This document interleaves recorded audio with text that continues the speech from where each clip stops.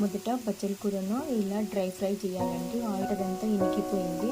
తర్వాత పక్కకు తీసుకొని అందులో కొద్దిగా ఆయిల్ వేసి 2 పచ్చిమిరపకాయలు, స్పూన్ పోపులు, కొద్దిగా శనగపప్పు, మినపప్పు, హాఫ్ స్పూన్ పసుపు, కొద్దిగా సాల్ట్ వేసి వేయించుకోవాలండి. స్పూన్ జింజర్ గార్లిక్ పేస్ట్ వేయాలి. కొద్దిగా ఆయిల్ తక్కువ అంటే కొద్దిగా స్ప్రే చేసుకోవాలండి. ఇలా చాలా తక్కువ ఆయిల్ స్ప్రే చేసుకోవాలి. సన్నగా తరిగి పెట్టుకున్న 2 క్యాప్సికమ్లు వేసుకోవాలండి. 3 టమాటాలు ప్యూరీ తీసుకొని వేయాలండి. ఇట్లా ఒక పెద్ద సైజు బంగాళదుంపను కట్ చేసి ముక్కలు చేసి ఇప్పుడు టమాటా ప్యూరీ వేసుకోవాలండి. పెట్టుకున్న బచ్చల కూర కూడా వేయాలండి.